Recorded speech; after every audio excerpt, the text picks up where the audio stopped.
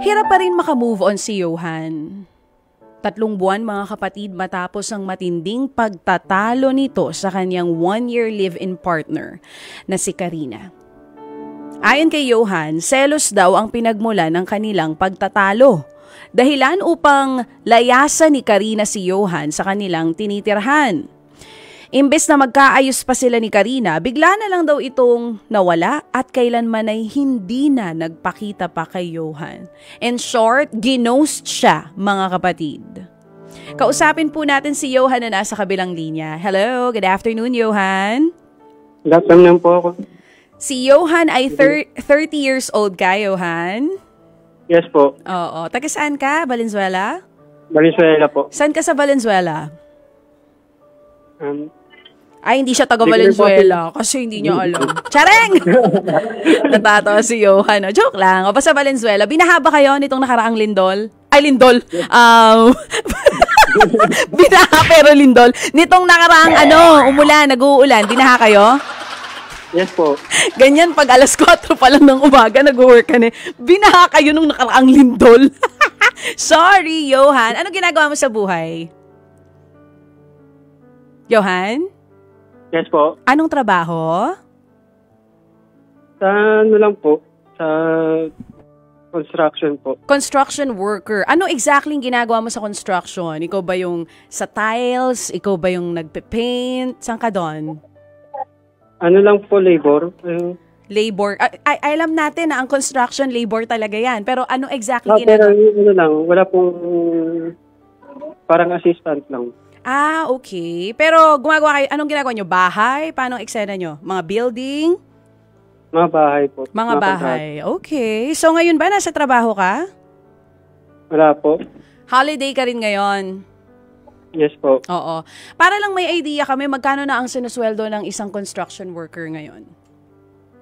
Nasa 600. 600 pesos per day. So, madalas naman may gawa ka, ngayon lang wala. Opo.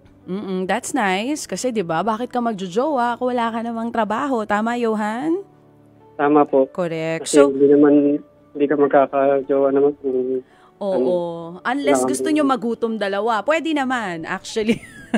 Kung bet nyo magutom. Pero mukha namang responsable si Johan. Johan, etong tinitirhan mo bahay ng mga magulang mo? Apo. Okay. So, may girlfriend ka?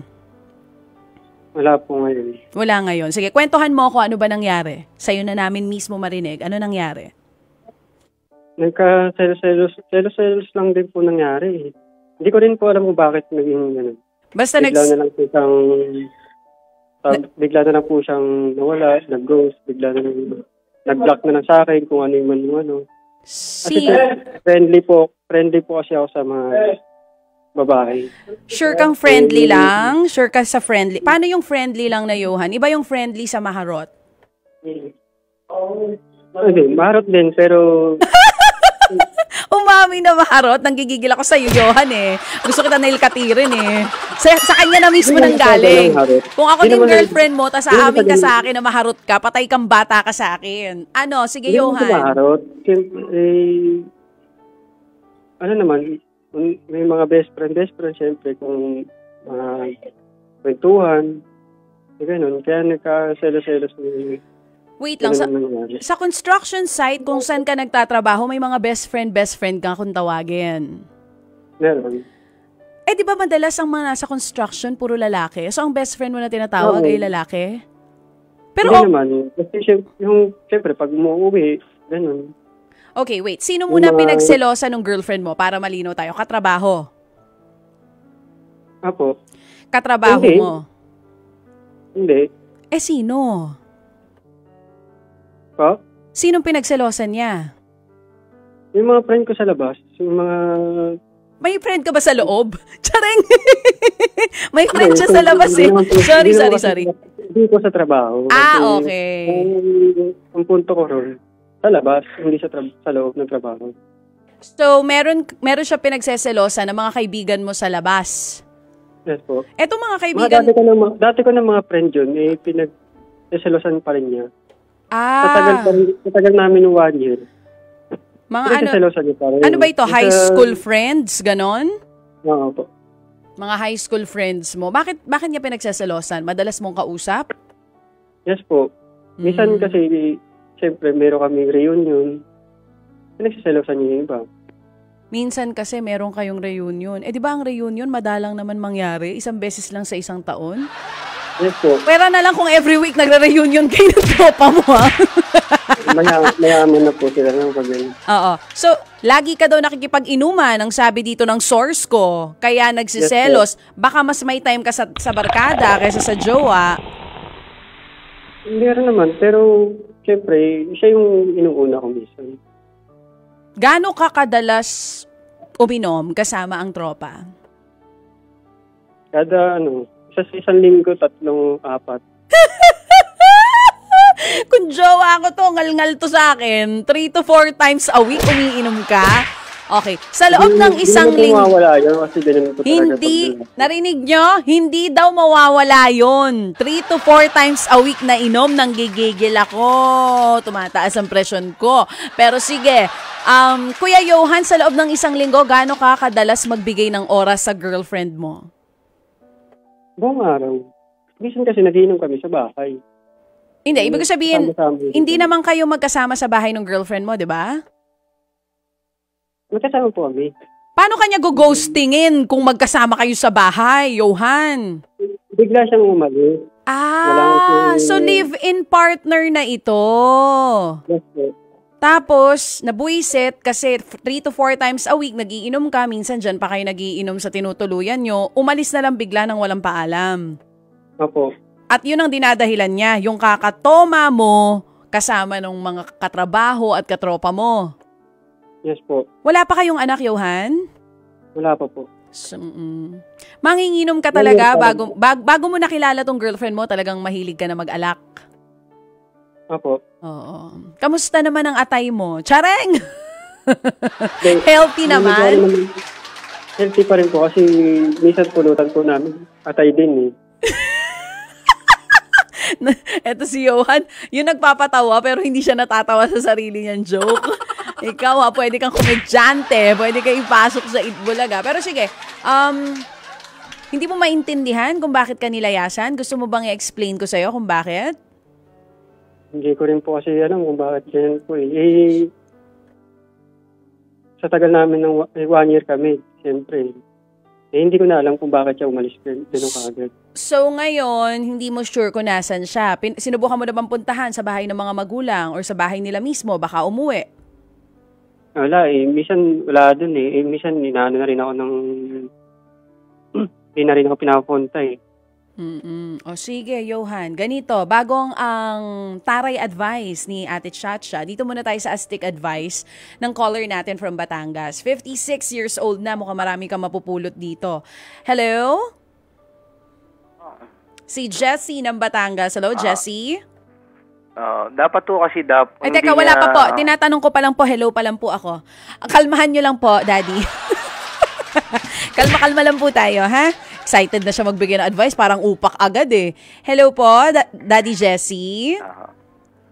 Hello po. Apa. Magandang tanghali po. Si Magandang DJ Chacha po ito. Hindi naman po ba mainit ang ulo po natin? Hindi po. Saan po kayo sa Batangas? Cuenca ho. Sa Cuenca. Kayo po'y may anak na. Apa. Kung meron po kayong anak na ang boyfriend ay mangingino, matutuwa po ba kayo? Ay, hindi ho. Talagang dyan ako galit pagka nanginginom. Pag mangingino. Sige po, ito po si Johan. Kausapin nyo, Tatay Jessie, na para ninyong anak. Nandyan po siya sa kabilang linya. Hello. Advisean nyo na po. Hello? Yes, sir. Dapat kasi hindi mo binibigyan ng dapat siyang binibigyan mo ng pansin, hindi lagi yung pag-iinom. Dapat susunod gagawin ko na po yun. Ay, hindi. Ngayon pa, huli na lahat. Dapat gawin mo, hindi yung panay sabi lang. Kasi ang pag-iinom talagang mahirap na. Kaya kayo nagkakagalit ng girlfriend mo.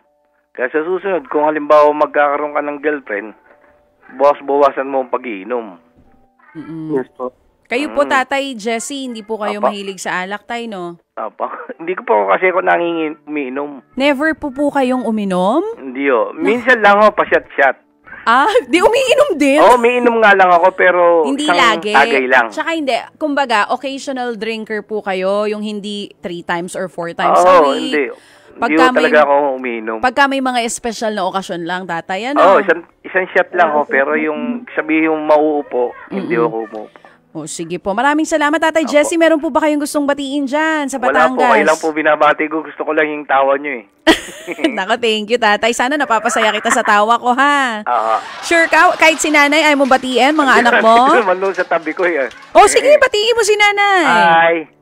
Wala po siyang pangalan? Binabati ko yung asawa ko, si Julie. Yung sweet na bati naman, hi, love. Anong tawag mo sa kanya? I love you. Ano pong tawag mo sa kanya? Anong tawag mo sa kanya? Love? Love lang ho. Love lang. Sige, batiin mo, tatay. Ay, binabati ko ang asawa ko. Love you. Next naman, very sweet. Yan nga si Tatay Jesse ng Batangas. Thank you po, tatay. Sa mga gustong mag-advise ha, para dito kay Johan, habol po kayo. Once again, our hotlines are 8631-5788. And the other one is, dalawa ito sorry mga kapatid. Ayan, 8631-6674. Once again, 8631-5788 and 8631-6674. Mag-comment din kayo dito sa mga live na inyo napapanood sa 92.3 FM Facebook Live, sa DJ Chacha po na Facebook Live. And also, we are live on TikTok. Hanapin nyo lang ako dyan. It's _DJ Chacha. Okay, Johan. Yes po. Ilang taong ka nagsimula uminom? Yung high school pa lang. High school pa lang, manginginom ka na talaga. Hindi naman po, kasi siyempre, may mga birthday, in-invite lang ako. Ganun lang naman po. May invite ka. So, yung pag-inom mo ng 3 to 4 times a week, gastos mo o minsan nalilibre ka ng mga tropa? Ano lang naman po, aya lang naman po yun. Libre lang po lahat. Libre naman ang lahat. Kanina topic namin sa love question of the day is paano mo malalaman na hindi ka gusto ng biyanan mo. Alam mo yung ganyan kasing attitude, kahit sinong biyanan hindi matutuwa sa ganyan. So, parang hindi mo dapat tanungin kung bakit bigla ka na ghost ng live-in partner mo kasi it's understandable kung bakit siya biglang nawala. Gano'n na kayo katagal ulit? 1 year po. 1 taon na kayo tapos nakikita niya na parang wala namang pagbabago. Parang 'di ba, ang irresponsable ng ginagawa mo. Kahit sabihin niya na wag mong gawin 'yan, ginagawa mo pa rin. Kumbaga parang buhay binata ka pa rin. Tandaan mo, Johan, pag pumapasok tayo sa relationship, lalo pa ikaw na live-in partner ito, hindi lang ito basta girlfriend. May mga bagay na ginagawa mo nung single ka na hindi mo na pwede gawin pagka nasa relationship ka. Kasama dyan yung tambay sa tropa ng matagal. Kung dati 3 to 4 times a week kang nag-iinom, it's either mabawasan na yun, para nga sa ibang tao, nawawala na yun at all. Dahil mas ang iintindihin mo dapat is yung feelings ng partner mo kaysa yung pleasure ng katawan mo. Kasi, kung ikaw at ikaw lang din ang masusunod, di sana hindi ka na nagjowa. So, ako bilang babae, parang naiintindihan ko siya sa part na nakikita ka niya for 1 year na ganyan at ganyan ang inaasal mo. So, nasa utak ng babae, anong future ko sa lalaking to? Walang ibang ginawa kundi mag-inom. Sabihin na natin na may work siya. Di ba, nasa utak ng girlfriend mo ngayon, sinapian niya ako. Sabi ng girlfriend mo, may work ka. Anong name ng girlfriend mo, Johan? Karina. Karina. Kunwari, sinapian ako ni Karina. Ako si Karina bigla. Nasa utak ko, ano magiging buhay ko sa lalaking to? 3 to 4 times a week, nag-aalak, nag-iinom, ni hindi marunong mag-ipon. Tapos, di man lang ako minsan tatanungin kung pwede bang mag-inom sila ng tropa niya dito sa bahay. Basta-basta na lang yan dadalhin. Okay, sabihin na natin na hindi ka gumagastos. Pero dun sa mga libre-libreng inom mo, naisip mo ba kung okay lang sa akin na oo, libre yan, pero uuwi ka ditong laseng. O kahit hindi ka uuwing laseng, amoy alak ka. 3 to 4 times a week, yun ang ginagawa mo. Kapag matino kang babae, di ka matutuwa sa ganong klase ng lalaki. So, siguro, bago mo suyuin tong girlfriend mo, kausapin mo muna yung sarili mo kung ikaw ba, ready ka.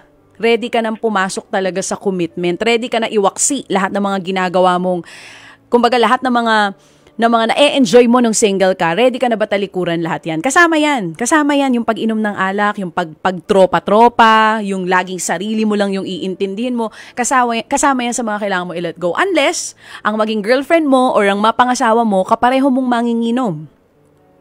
'Di ba? Alak all the way kayong dalawa. Wala tayong sinasabi dito na masamang uminom. Ako rin, nag-iinom ako. 'Di ba? Pero ngayon, isang bote na lang, lasing ako. Charit! Lahat kami dito, nagiinom kami dito. Kumbaga, hindi natin sinasabing masama yan. Hindi masamang mag-inom, hindi masamang mag-enjoy, pero lahat ng sobra ay masama. And I feel like yung 3 to 4 times a week, hindi lang masama para sa katawan mo, masama din para sa relasyon ninyo ng girlfriend mo. So bago mo siya suyuin, just make sure ready ka na i-let go yung pagiging drinker mo. 'Di ba, Johan? Yes po. Hindi pa tayo tapos. Dahil meron pa tayong astig advice. Galing naman kay Jomar ng Makati, 23 years old. Hello, Jomar. Jomar? Hello, Ate Chacha. Hi, Jomar, 23. Talagang dapat Ate Chacha ang tawag niya sa akin. Yes. Buti ko pa i-object eh. Jomar, wala kang pasok ngayon? Wala po, holiday po eh. I love it. Anong work mo? Student pa po ako, graduating po. Ay, bongga. Saan? Saang school? UP Diliman, shoutout sa mga kaklase ko dyan. Galing! Ang bongga. Taga UPD. Anong kurso? Philippine Studies po. Ay, taray! Philippine Studies! Pinag-aaral. Sa Philippine Studies, kasama niyo pinag-aaralan yung mga corrupt officials? Ay, opo. Siyempre, meron po tayong kurso na may PS21 po tayo or Philippine Studies 21 which is martial law. So, may special subject po kami na martial law. Napunta na siya sa martial law, corrupt officials na sinabi ko. Pero, siyempre. Oo. It's so nice to talk to you. Pero ito, bago ang martial law at bago mga corrupt officials, ito na munang problema ni Johan. Nasa kabilang line siya, Jomar. Anong gusto mong sabihin sa kanya? Kausapin mo siya. So yun po, ang aking astig advice kay Kuya Johan, kailangan be mindful tayo sa mga biso natin. Kasi yun po, ako din ay merong, si Papa po ay mahilig din uminom ng alak. So parang, pero natatigil niya naman yun as we grow up. Pero yun nga, syempre kasi nakaka-apekto po yung alak sa relasyon ng pamilya, ayun nga po, may ka-live-in partner kayo. And ako din po, as a kid na, I witness na, yun nga, na lagi si Papa nagiinom. Naiinis ako, syempre. Parang nakakairita na parang, ano ba to? Lagi na lang siyang umiinom, ganun. So, gets ko po yung punto ng girlfriend po ni Kuya Johan na umalis na dahil napuno na. Kasi may portion din si Mama dati na ganun po. So, parang... Napuno na sa tatay mo? Opo. Kaya parang may time dati na parang, ay, aalis na lang si Mama, ganun. Pero babalik naman din. Oo, aalis pero magkakabate. Pero nagbago ba yung tatay mo? Hindi na siya naging nagbago naman po. Kasi po na-operahan po siya. Ayun na, kung di pa nagkasakit, no? kung di pa nagkasakit, di pa titigil kakaalak. Ikaw ba, Jomar, may boyfriend ka? Ay, meron po. Love it! In school, nababalance ng maayos yung studies and yung relationship. Ilang years na kayo ng jowa mo? Actually, Ate, sa 1 month pa lang kami, tapos may problema kami ngayon. Ay, gusto ko yan. Sige, kausapin kita, babalikan kita, wag mo yung baba yung phone. Tatapusin ko lang itong pakikipag-usap ko kay Johan. Diyan ka lang, Jomar, ha? Sige po. Oo, sige. Pak, student from UPD, si Jomar ng Makati. Ngayon, balikan natin to si Johan. Johan? Yes po. Narinig mo na ba, Johan, yung sinasabi nitong mga astig callers natin? Opo. Ano na-realize mo after mo marinig yung mga advice nila? Yung mga sinasabi namin? Okay naman. Ko naman. Naintindihan ko naman po. Okay naman. Parang labas sa kanan, pasok sa kanan, labas sa kaliwa. Ganon? Hindi naman. Hindi naman po. Oo. Kasi Jomar, alam mo, 30 years old ka na, hindi na bata yung 30 years old. Dapat pag 30 years old, alam na natin kung ano ang tama at mali. Alam na rin natin kung ano yung sobra at labis-labis.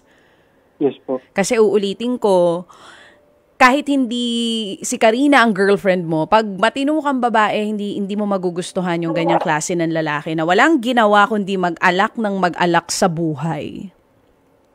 Diba? Yes po. Oo. So, kaya pang baguhin yan. Total bagets ka pa naman. Meron ka bang message para dito sa girlfriend mo or live-in partner mo? Baka nakikinig siya sa atin ngayon. Okay na po. Hindi ko na rin po kasi nasaktan na rin. So parang ayaw mo na rin balikan? Hindi na rin po. Anong plano mo? Maging muna po. Single muna. Unahin ko muna yung mga magulang ko. Very good. Yun na lang muna siguro. No, imbis na sa alak mo ginagasto, sa parents mo na lang or mag-ipon ka, di ba? Yes po. Oo. Tsaka, yun nga alam mo, kalaunan, lahat ng sobra, may balik yan sa katawan natin. Kita mo yung caller kanina, yung tatay niya, kung di pa daw na ospital, hindi pa titigil sa kakainom ng alak. Po. So, we wish you well. Sana sa susunod na tawag namin sa'yo, mas mas responsableng Johan na ang makakausap namin. Okay? Yes po. Susunod po. Thank you so much, Johan. At, sabi niya, ayaw na daw niya magkaayos sila ng girlfriend niya. Siguro, ganun talaga, di ba? Hindi naman natin pwede ipilit kung talagang hindi bubukol at talagang kung ayaw na ng babae.